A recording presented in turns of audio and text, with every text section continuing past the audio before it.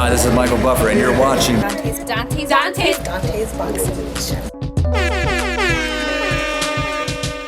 Dante's Boxing Nation.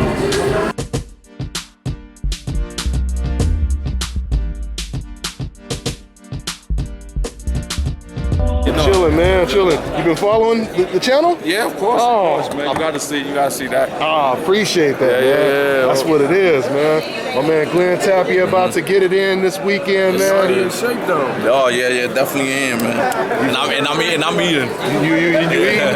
How you feeling, Glen? I mean, compare the undefeated Glen Tapia to to prime, today's current Glen Tapia. Would you say that's still in you, or how would you compare? Of course. It's just a smarter Glen Tapia.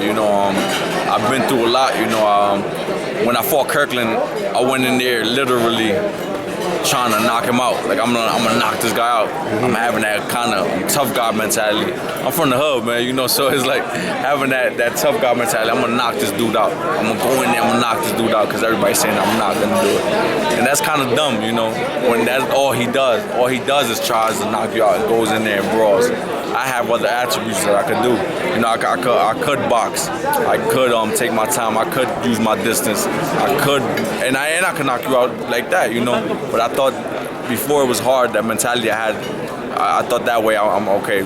Just go hard. I want to go hard. I want to knock somebody out. That's entertaining, But I understand now that entertainment is a lot of things. Look at Roy Jones. Look at a lot of guys, that fought, And you got to win first before all that entertainment stuff, right? Yeah. Now, what about if you could document the struggle? You said making 54 at the tail end became a little bit of an issue for you.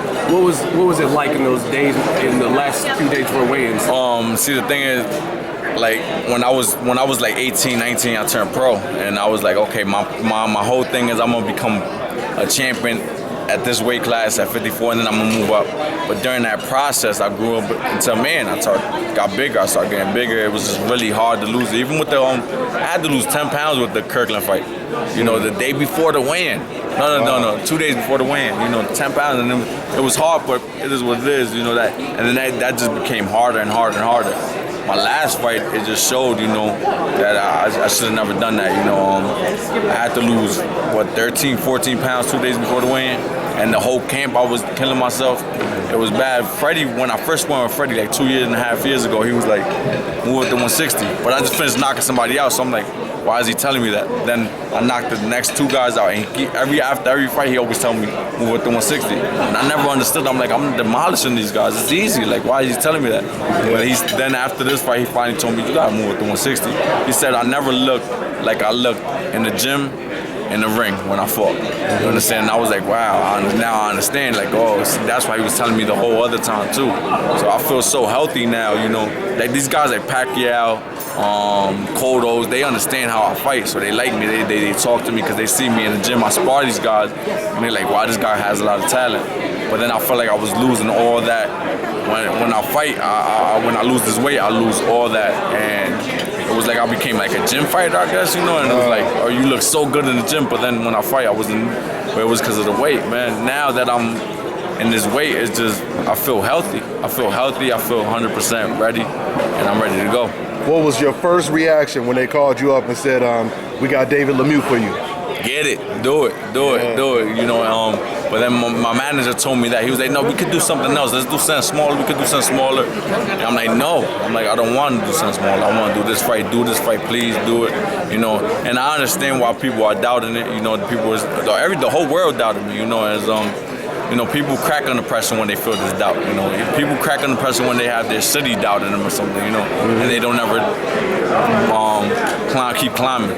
But I'm getting this pressure, and it's fun for me. I'm really happy that everybody's doubting me because more motivation.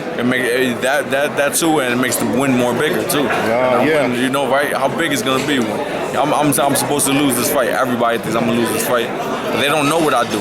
Freddie knows. My team knows what I could do in the gym, and it is what it is. I don't listen to that. But you naturally athletic though. You got the slickness, the rhythm. So does that make him almost tailor-made for you? I mean, he's kind of flat-footed coming. Yes, this is perfect. That's what I saw. That's why what I told my manager told me, like, yes, it's perfect, man. He comes in and he throws big bombs. We know what he's gonna bring to the table. There's really no difference. Like, it's not like he's gonna start boxing right now. Yeah. You know, he's gonna come in there. He's gonna try to knock me out. We know that, you know. But I feel like with my mind, I could defeat him with my mind and then stop him with my power. Like if he starts missing them shots, it's not like he's gonna be like, or if he gets hurt, it's not like he's gonna switch up and then start boxing me. You know, start boxing. Okay, no, he can't do that. So what's gonna happen when he's missing the shots or when he's not hurting me? Hi, you're watching Dante's Boxing Nation. Woo!